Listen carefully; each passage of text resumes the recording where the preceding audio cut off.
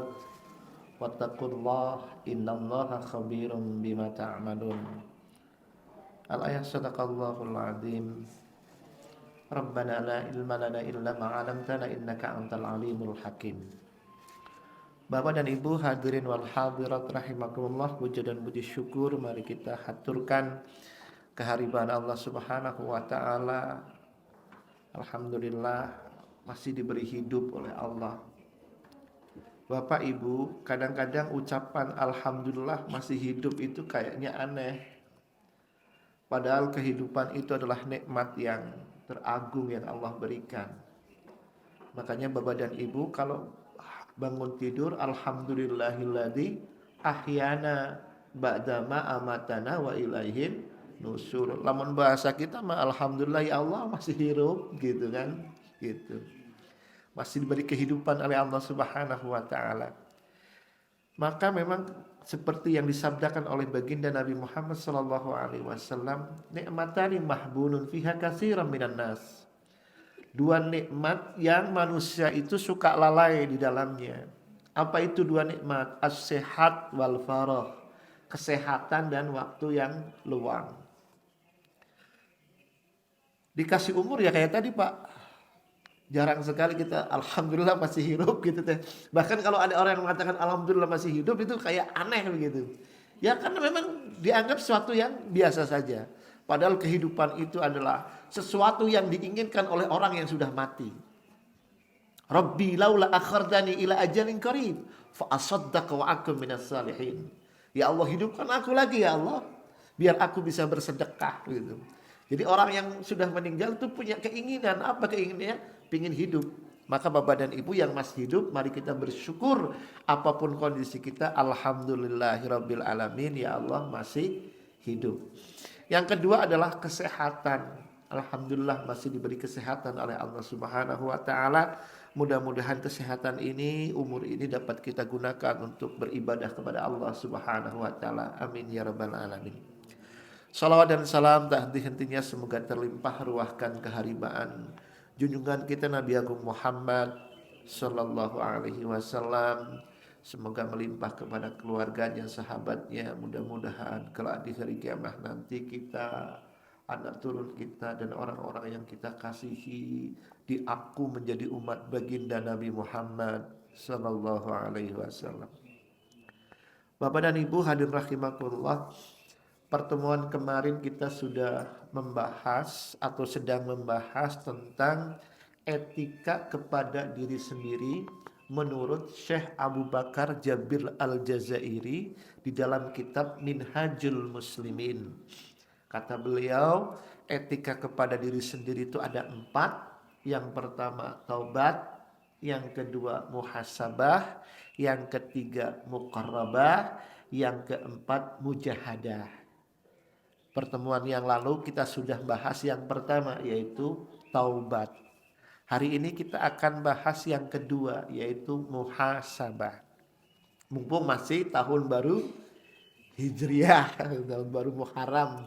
Sekarang tanggal 13 kalau ikut pemerintah, kalau ikut NU sekarang tanggal 12 gitu ya.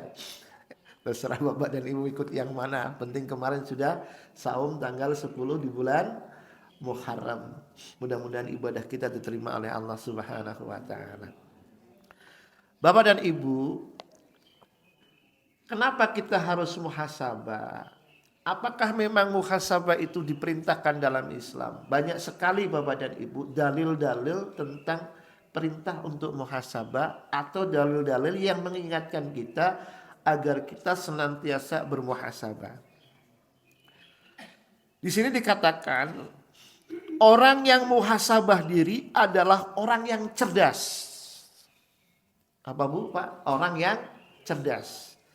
Sabda Nabi Muhammad sallallahu alaihi wasallam, al-kais man dana nafsahu wa amila lima ba'da mautih wal ajis man taba'a nafsaha hawaha wa tamanna 'ala Allah. Orang yang cerdas adalah orang yang muhasabah diri lalu menundukkan nafsunya dan menumpuk amal untuk kehidupan setelah mati. Wal ajiz man taba'an nafsahu hawaha. Dan orang yang lemah, ajiz, orang yang bodoh, bukan aziz Pak, tapi ajiz. Kalau aziz kan mulia Pak ya. Karim juga mulia, atau ajiz itu perkasa. Karim juga mulia, tapi mulia secara zat. Kalau mulia secara keturunan disebut syarif. Syarif itu mulia, tapi mulia secara keturunan. Makanya Allah punya sifat karim, Allah punya sifat aziz, tapi Allah tidak punya sifat syarif. Karena syarif itu mulia, tapi mulia secara keturunan. Maka biasanya orang yang katanya punya nasab sampai Rasulullah disebut syarif atau syarifah kalau perempuan. Karena syarif itu adalah mulia, tapi mulia secara keturunan. Beda dengan karim. Karim itu Allah mulia, tetapi secara zatnya, atau aziz. Tapi ini ajiz. Ajiz itu lemah, bodoh. Siapa orang yang bodoh? Orang yang bodoh itu adalah orang yang tunduk di bawah perintah nafsunya. Wa tamanna 'ala Allah, dan berharap dapat ampunan dari Allah. Lafadznya tamanna Pak Bu. Di bahasa Arab itu ada litamani, ada litaroji. Litaroji itu mengharapkan sesuatu yang pasti terjadi, yang kemungkinan besar terjadi. Biasanya Bapak dan Ibu untuk menunjukkan itu adalah litaroji menggunakan lafadz la'alla. Ya ayyuhalladzina amanu kutiba alaikumusiyam kama kutiba alal ladzina min qablikum la'allakum tattaqun. Pakai la'alla Bu. La'alla itu artinya mengharapkan sesuatu yang kemungkinan besar bahkan pasti terjadi, itu la'alla. Namanya litaroji. Kalau litamani itu mengharapkan sesuatu yang sulit untuk terjadi, bahkan tidak mungkin terjadi Pak Bu. Biasanya dalam Quran menggunakan lafadz laita. Makanya Bapak dan Ibu kalau baca Quran kita menemukan banyak sekali kata-kata laita. Ya laitani kuntu turaba, ya laitani qadamtu li hayati, dan lain sebagainya. Banyak menggunakan kata laita. Atau Bapak yang sudah sepuh kemudian menggunakan bahasa Arab untuk menunjukkan sesuatu yang tidak mungkin terjadi. Laita syababa ya'udu yauman. Andaikan aku bisa kembali muda lagi. Itu namanya litamani, mengharapkan sesuatu yang tidak mungkin. Lah orang yang cerdas adalah orang yang mempersiapkan diri. Dia mempersiapkan diri menumpuk amal untuk bekal hari kiamat atau hari akhirat. Kata Imam Tirmidzi, beliau menjelaskan bahwa yang dimaksud orang yang menundukkan nafsunya adalah orang-orang yang muhasabah diri sebelum dihisab di akhirat, kata Imam Tirmidzi. Jadi orang yang kais, orang yang cerdas adalah orang yang muhasabah diri. Setelah muhasabah kemudian ia menumpuk amal ibadahnya untuk bekal menghadap Allah Subhanahu wa taala. Sedangkan orang yang bodoh, ajiz, adalah orang yang mengikuti nafsunya. Kemudian ia berharap mendapat ampunan dari Allah. Litamani, mengharapkan sesuatu yang sulit, bahkan tidak mungkin. Litamani itu sesuatu yang sulit dicapai Bapak dan Ibu. Kayak tadi. Ya laitani qaddamtu li hayati. Biasanya di Quran menggunakan kata-kata laita. Kalau litaroji menggunakan lafadz la'alla, sesuatu yang bisa dapat ditempuh atau dapat diharapkan. Yang kedua adalah perkataan Sayyidina Umar bin Khattab radhiyallahu an. Kata beliau, hasibu anfusakum qabla an tuhasabu. Hisablah dirimu sebelum dihisab oleh mungkar dan nakir nanti di akhirat. Dihisab oleh mungkar dan nakir, kita suruh menghisab Bapak dan Ibu. Mumpung kita masih hidup di dunia. Dan yang ketiga, Bapak dan Ibu hafal sekali Quran surat Al-Hasyr ayat 18. A'udzubillahi minasyaitonirrajim. Bismillahirrahmanirrahim.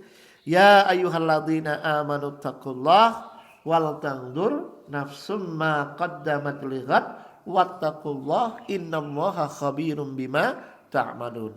Bapak dan Ibu, kalau kita perhatikan ayat ini, ya ayyuhalladzina amanu taqullah wal tandur nafsum ma qaddamat lihat wattaqullah.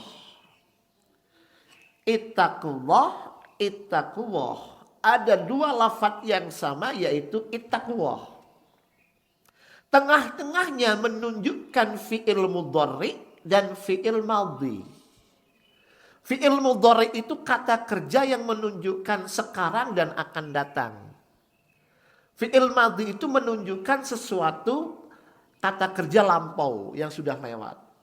Ya ayyuhalladzina amanu taqullaha wal tandur anta tangduru huwa yang duru. Dari kata nadhara yang duru menunjukkan fi'il mudhari. Fi'il mudhari itu kata sekarang dan kata yang akan terjadi. Kalau kita melihat dari terjemahan bebas, hei orang-orang yang beriman, hendaklah dirimu memperhatikan apa yang telah kau kerjakan. Apa yang telah kerjakan. Lihat untuk yang akan datang. Jadi sekarang fi'il mudhari'nya, fi'il mudhari' itu tangduru, kemudian fi'il madhinya lampunya itu qadama, yang telah lampu, lihat itu bimakna yang akan datang. Jadi sekarang yang lewat dan akan datang diapit oleh satu kata ittaqullah. Bertakwalah kepada Allah Subhanahu wa ta'ala.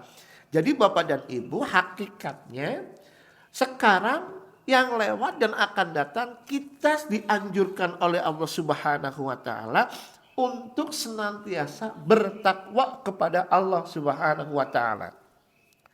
Maka kita menemukan istilah nandur, Pak. Wal tandur. Di kita jadi nandur. Kalau nandur itu Bapak dan Ibu melihat orang atau lihat sendiri, Pak? Kalau kita lihat ibu-ibu di sawah itu, kalau dia nandur pari, ya nandur padi, itu kalau melihat orang lain begini, tengok-tengok, itu padinya itu nggak lurus, Pak. Pasti bengkok-bengkok. Orang yang nandur, dari kata tangdur itu pasti dia lurus. Fokus kepada pekerjaannya masing-masing, bukan pekerjaan orang lain. Bapak dan Ibu hadirin rahimakumullah. Lalu apa arti dari muhasabah itu?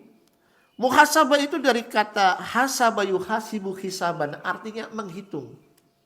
Menghitung apa? Menghitung amal pribadi, menghitung pekerjaan diri sendiri, bukan menghitung pekerjaan orang lain, tetapi yang dihitung adalah pekerjaan diri sendiri.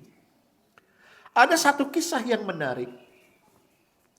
Suatu saat baginda Nabi Muhammad SAW dengan sahabatnya di Masjid Nabawi. Dan dengan sahabat-sahabat besar seperti Sayyidina Ali, Abu Bakar, Utsman dan Sayyidina Ali ada semua di situ. Tetapi Rasulullah SAW ketika ada sahabat yang tidak terlalu besar, tidak terlalu kenal, beliau berkata begini, Pak. Ahli surga akan datang. Ternyata yang datang sahabat yang biasa. Hari berikutnya Rasulullah SAW mengatakan ucapan yang sama. Ahli surga akan datang. Datang lagi orang yang sama, Pak. Sampai 3 kali. Sampai-sampai Abdullah bin Amr bin As itu bingung. Ini sahabat kenapa ya? Setiap ia datang baginda Nabi Muhammad SAW selalu bersabda, ahli surga akan datang. Ahli surga akan datang. Sampai-sampai Abdullah bin Amr bin As itu membuat drama, Bu. Kalau kita mah drama lah api-api gitu, Pak. Ngomong ke sama sahabat, Kang, abdi teh nuju pasya san pamajikan, menante, abdi ngendong di bumi akang, gitulah kurang lebih begitu. Kata sahabat yang tadi yang disebut ahli surga, sok aja kan, nginep di rumah saya. Hari pertama Abdullah bin Amr bin As melihat ibadahnya biasa saja. Tidur isya, bangun subuh, tahajud ke henteu. Saum Senin Kamis, pas itu hari Kamis, oh ternyata saum Kamis juga gak puasa dia. Sedekah juga biasa-biasa saja, gak ada yang fenomenal. Yang begitu wah gitu, biasa sajalah gitu. Sampai hari yang ketiga, Abdullah bin Amr bin As ini gak kuat, Bu, Pak.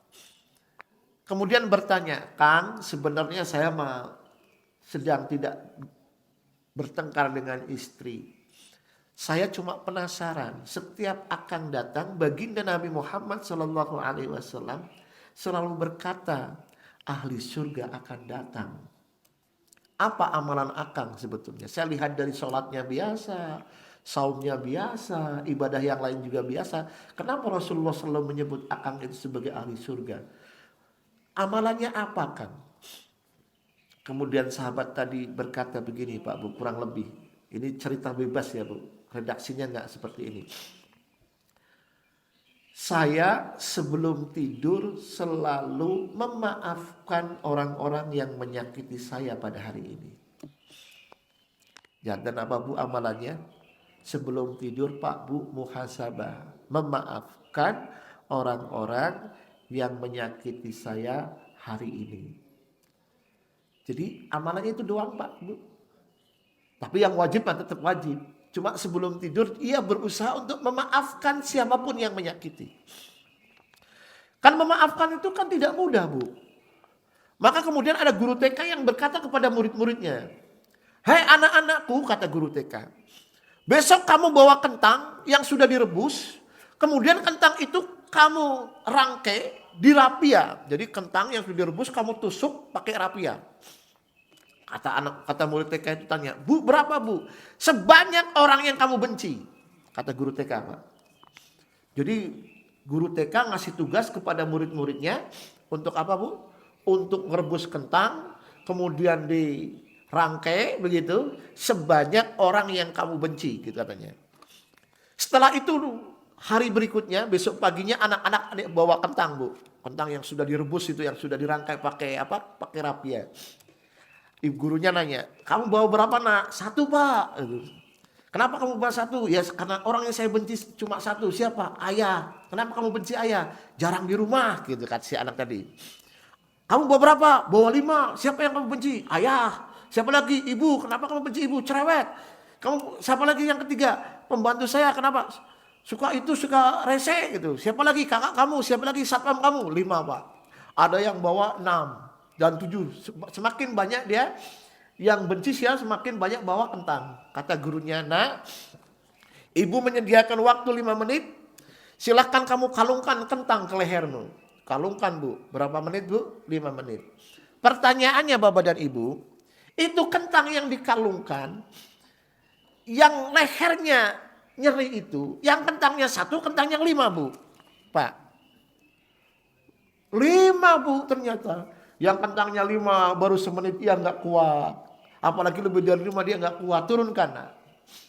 Yang bertahan lama ternyata yang cuma bawa 1 kentang. Kata gurunya, "Begitulah hidup Nak. Semakin banyak kau menyimpan kebencian, maka beban hidupmu semakin berat."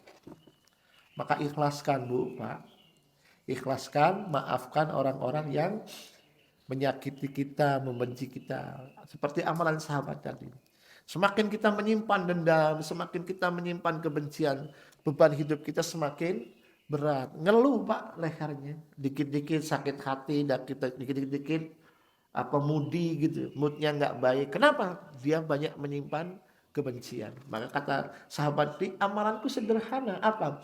"Sebelum tidur aku memaafkan kesalahan orang lain."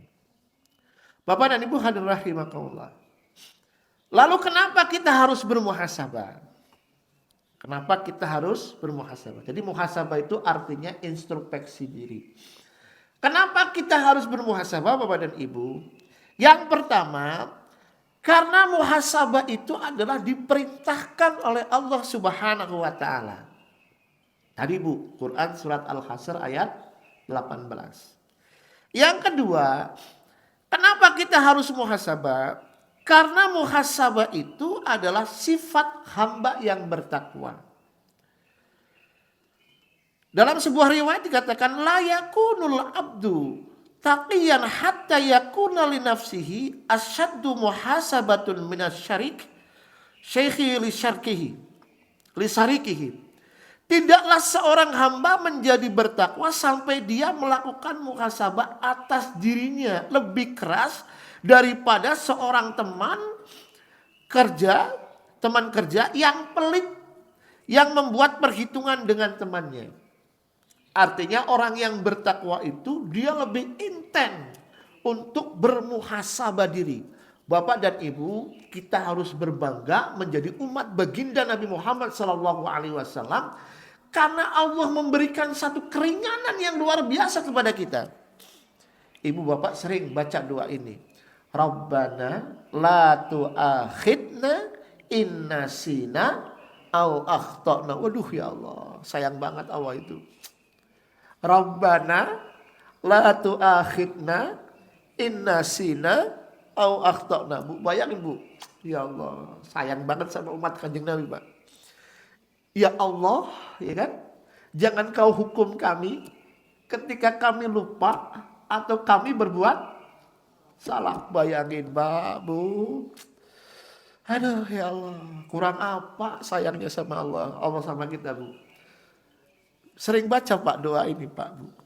Rabbana la tu'akhidna in nasina au akhtana. Rabbana wa la tahmil alaina isran kama hamaltahu 'alal ladzina min qablina. Rabbana wa la tuhammilna ma la taqata lana bi wa'fu 'anna waghfir lana warhamna anta maulana fangsurna 'alal qaumil kafirin. Ini doa muhasabah yang luar biasa. Begitu sayangnya Allah kepada umat baginda Nabi Muhammad SAW sampai dikasih doa itu, Pak. Ya Allah, jangan engkau hukum kami ketika kami berbuat kesalahan, ketika kami lupa dan berbuat salah. Maka Bapak dan Ibu, muhasabah ini yang kedua, kenapa kita harus muhasabah?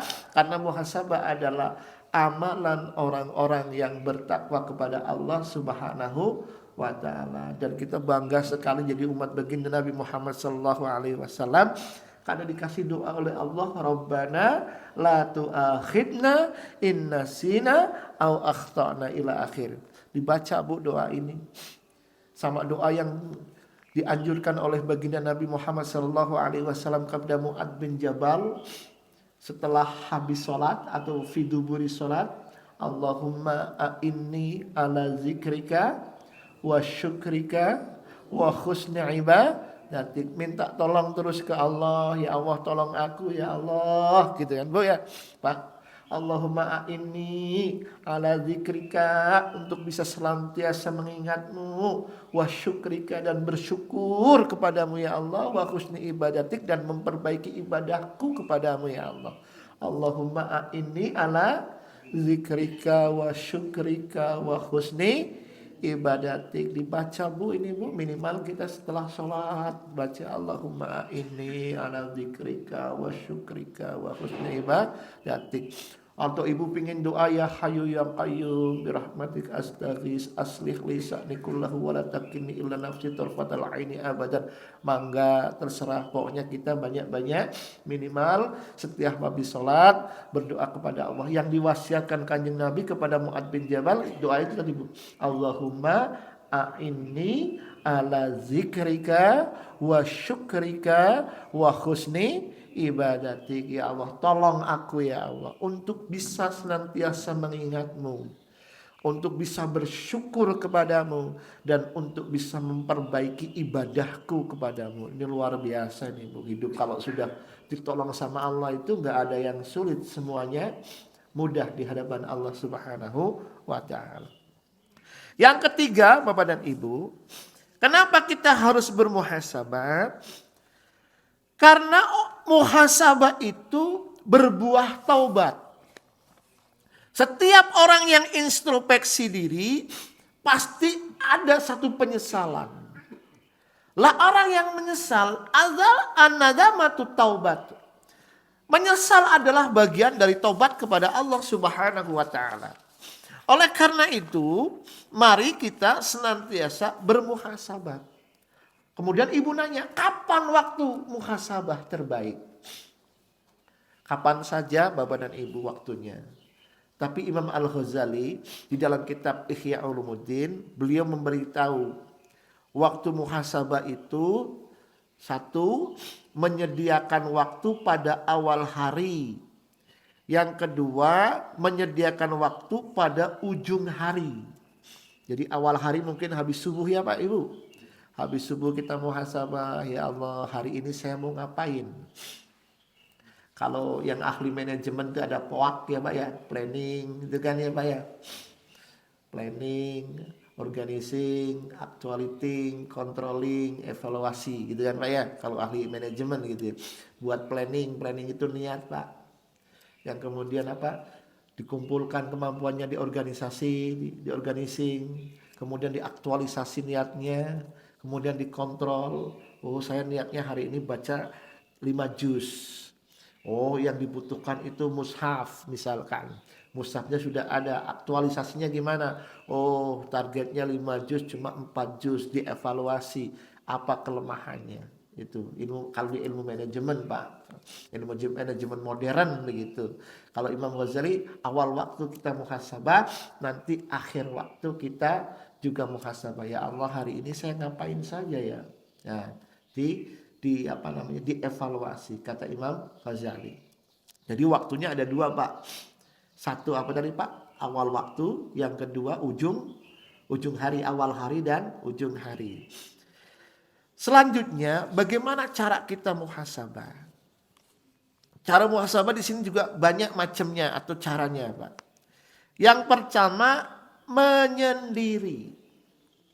Seperti kamari, Pak, Idul Ramadan, kita kan disuruh muhasabah, Pak. Iktikaf sendiri Bapak dan Ibu. Belajar menyendiri Pak Bu, karena kita juga akan mati sendiri, di dalam kubur juga sendiri. Latihan melepaskan sesuatu yang memang harus dilepaskan. Jangan digenggam terus beras. Kalau memang bukan hak kita, lepaskan saja. Toh nggak dibawa meninggal. Latihan melepaskan, jangan digenggam terus. Sesuatu yang memang bukan urusan kita jangan terlalu dipikirkan, karena otak kita tidak akan sanggup. Kalau memang itu urusan Allah, serahkan kepada Allah. Hasbunallah wa ni'mal wakil, ni'mal maula wa ni'man nasir. Makanya para ulama kemarin tanggal 10 Muharram kan ada yang menganjurkan Pak ya, baca hasbunallah wa ni'mal wakil, ni'mal maula wa ni'man nasir. Ada yang menganjurkan 7 kali, ada yang menganjurkan 70 kali. Itu dari mana? Dari kitab I'anatul Talibin atau kitab Fathul Mu'in gitu. Salah satu amalan 10 Muharram itu memperbanyak baca hasbunallah wa ni'mal wakil, ni'mal maula wa ni'man nasir. Berapa kali? 70 kali. Itu ada di kitab I'anatul Talibin atau di kitab Fathul Mu'in gitu. Kalau ada yang menanyakan itu hadis bukan hadis, itu perkataan ulama Pak. Mau diamalin mangga, enggak juga enggak apa-apa. Ada juga ulama yang menganjurkan di bulan Muharram banyak berzikir. La ilaha illa anta subhanaka inni kuntu minaz zalimin. Karena pada tanggal 10 Muharram itu dalam sebuah riwayat dikatakan Nabi Nuh diselamatkan oleh Allah dari peristiwa Nabi Yunus dikeluarkan dari ikan Zanun. Apa zikirnya Nabi Yunus? La ilaha illa anta subhanaka inni kuntu minaz zalimin. Barang siapa yang memperbanyak doa ini kata Rasulullah, maka akan dipermudah segala urusannya. Dalam sebuah tafsir dikatakan barang siapa yang memperbanyak doa ini, la ilaha illa anta subhanaka inni kuntu minaz zalimin, maka dia akan terhindar dari 3 kegelapan. Dulmatul lail, kegelapan malam, karena Nabi Yunus di dalam ikan itu kan gelap terus Pak. Dulmatul lail, diselamatkan oleh Allah dari kegelapan malam. Yang kedua, dulmatul bahr, dari kegelapan lautan yang begitu ganas. Yang ketiga kata ulama, dulmatul ma'isah, dari kegelapan mencari usaha, mencari penghidupan.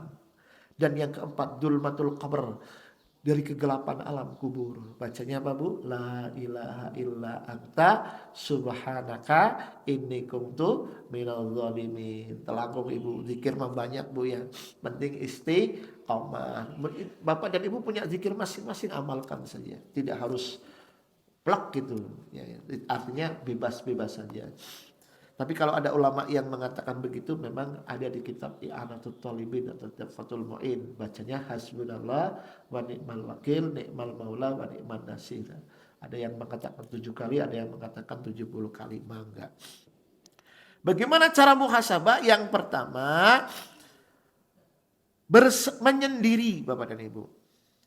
Imam Abu Nu'aim al-Asfahan dalam kitab Khilyatul Aulia menyebutkan asar dari Umar bin Khattab, hasibu anfusakum qabla an tuhasabu. Koreksilah diri kalian sebelum kalian dihisab dan dan hisablah dengan amal soleh untuk pagelaran agung, yaitu pada hari kiamat. Kita disuruh untuk banyak-banyak muhasabah diri sendiri, Pak. Sendirian muhasabah.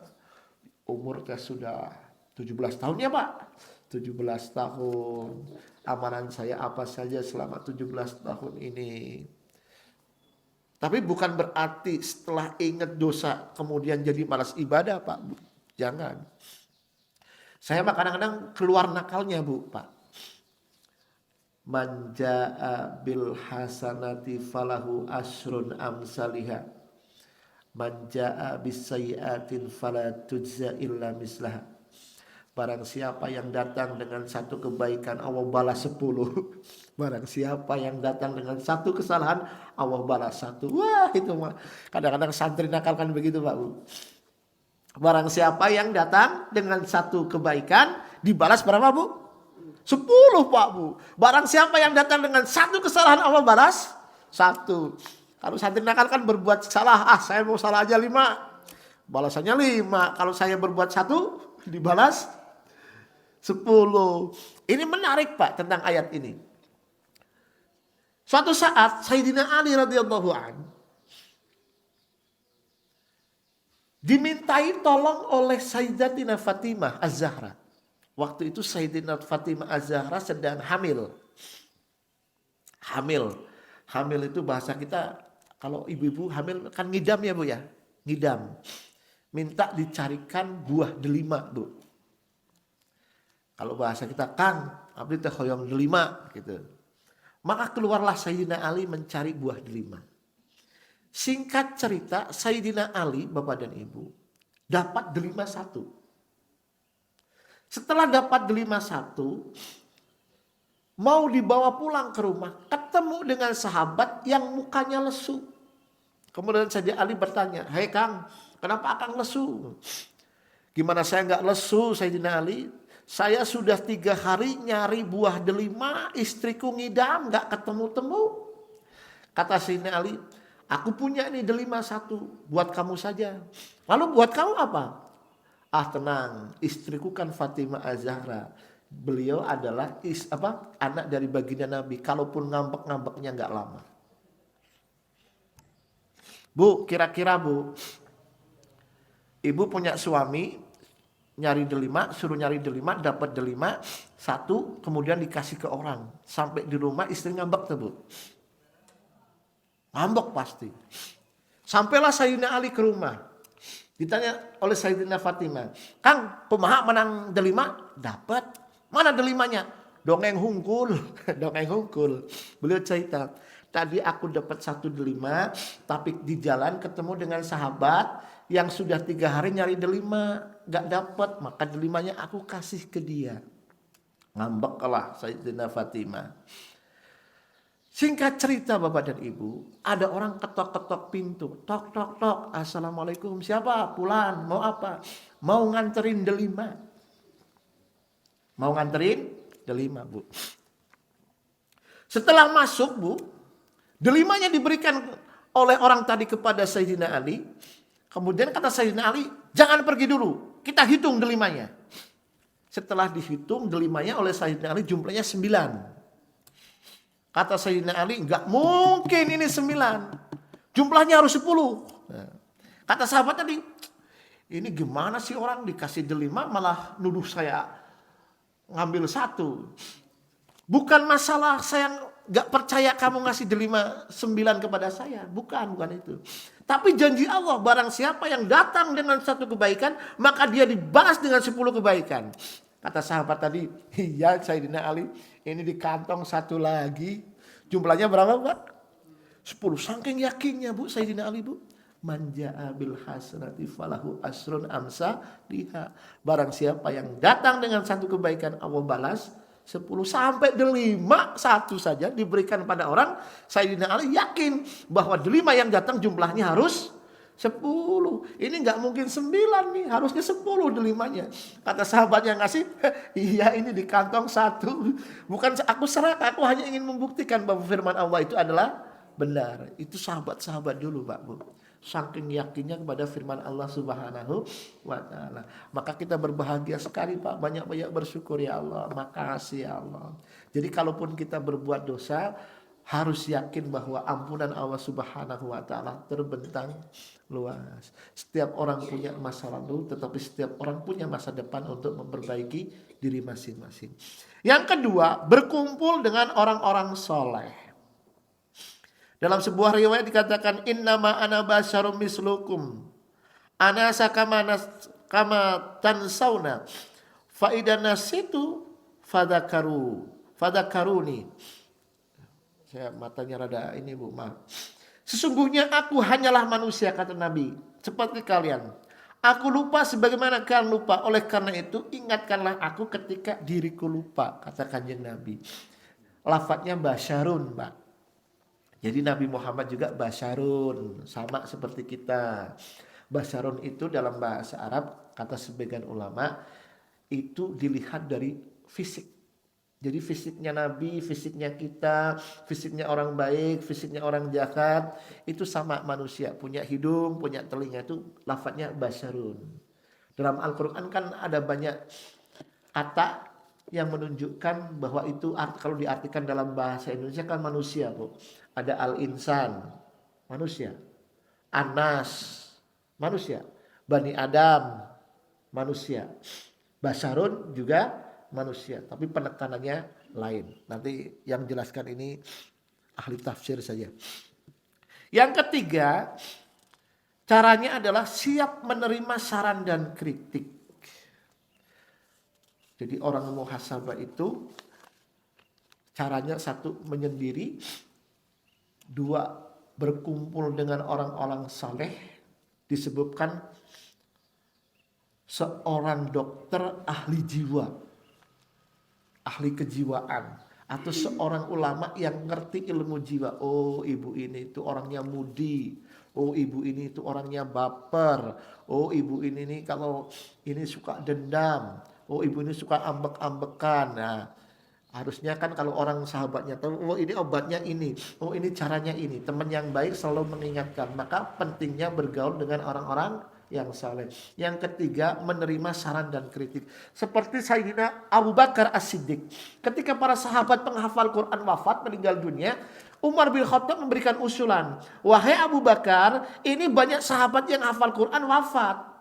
Kalau kita biarkan kayak begini, nanti penghafal Quran gak ada, yang hafal Quran sudah meninggal dunia, nanti gimana orang-orang setelah kita yang tidak hafal Quran? Quran harus dibukukan. Kata Sayyidina Abu Bakar, ini tidak dilakukan zaman Rasul, ini adalah bid'ah. Kata Sayyidina Umar, hadza ni'matul bid'ah. Ini adalah sebaik-baiknya bid'ah. Maka kata Umar bin Khattab, apa yang terjadi? Kejadian kan Bu? Bagaimana kalau mushaf Al-Quran zaman Abu Bakar tidak dikumpulkan itu mushaf-mushaf yang berserakan dan dibuka dalam yang kita kenal dengan nama mushaf Utsmani itu. Mungkin hari ini kita tidak bisa baca Al-Quran. Lah Quran zaman dulu itu kan nggak ada titiknya Pak. Apalagi fathah kasroh doang nggak ada itu Pak. Kemudian itu berkembang sampai hari ini kita bisa ngerti ilmu tajwid. Nah, dibuat standarisasinya. Panjang juga cerita begitu Pak. Bapak dan Ibu hadirin rahimakumullah. Orang-orang yang muhasabah ini, karena sudah jam 6 Pak Bu, karena ada katanya ada tanda jawab ya Bu ya. Orang yang muhasabah itu minimal dia mendapat gelar 3. 1 abidun, orang yang ahli ibadah. Yang kedua syakirun, orang yang pandai bersyukur. Yang ketiga sobirun, orang yang bersabar. Cukup sekian aja Bu. Barangkali Bapak dan Ibu ada pertanyaan. Kalau bisa saya jawab Bu. Kalau nggak bisa mohon maaf. Ya, Bu. Silakan Pak Bu. Ada pertanyaan? Jelas Pak? Udah? Gak nanya? Gak nanya Pak? Udah? Cukup simpel. Iya. Saya akan berkisah aja Pak. Dulu Allah Subhanahu Wa Taala menurunkan Quran. Ini yang sekarang saya beritanya begini Pak. Wiridan saya sekarang itu Pak. Rasulullah Shallallahu Alaihi Wasallam menerima wahyu salah satunya Quran surat Al-Isra ayat 7. Ini ibu bapak yang lagi futur, malas ibadah atau berbuat baik, tapi ini jelma teh aku masih orang geus berbuat baik tapi balasanna kieu gitu. Zikirnya itu Pak. Al-Isra ayat 7. In ahsantum li anfusikum wa in asatum falah. Jika kau berbuat baik maka kebaikan itu untukmu, jika berbuat jahat maka kejahatan itu pun balik kepadamu. Ada sahabat yang terpukau dengan ayat ini. Maka sahabat itu menwiridkan doa itu. Jadi bapak dan ibu kalau lagi malas berbuat baik Pak, zikirnya gitu Pak. In ahsantum li anfusikum wa in asatum falaha. Bapak sudah capek dihina orang. Ingat Pak, in ahsantum li anfusikum wa in asatum falaha. Ingat itu Bu. Ibu sudah berjuang berbuat baik tapi penghargaannya nggak ada. Ingat itu Bu. In ahsantum li anfusikum wa in asatum falaha. Sahabat zikirnya itu Pak, in ahsantum li anfusikum wa in asatum falaha. Sampai ada ibu-ibu yang benci kepada sahabat tadi. Akhirnya ibu-ibu itu bikin manisan dicampur racun, Pak. Saking bencinya ibu-ibu musyrikin. Setelah manisan itu matang, jadi dikasihkanlah pada sahabat tadi. Nih Kang, manisan. Kebetulan sahabat tadi akan bepergian berdagang melewati padang pasir. Dibawalah, terima kasih ibu, dibawalah manisan itu. Dibawa berangkat untuk berdagang melewati padang pasir. Di tengah padang pasir, sahabat tadi bertemu dengan dua pemuda yang tampaknya sedang kelaparan.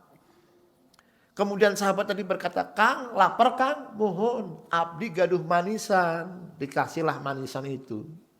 Dimakanlah oleh dua pemuda tadi, Pak, Bu.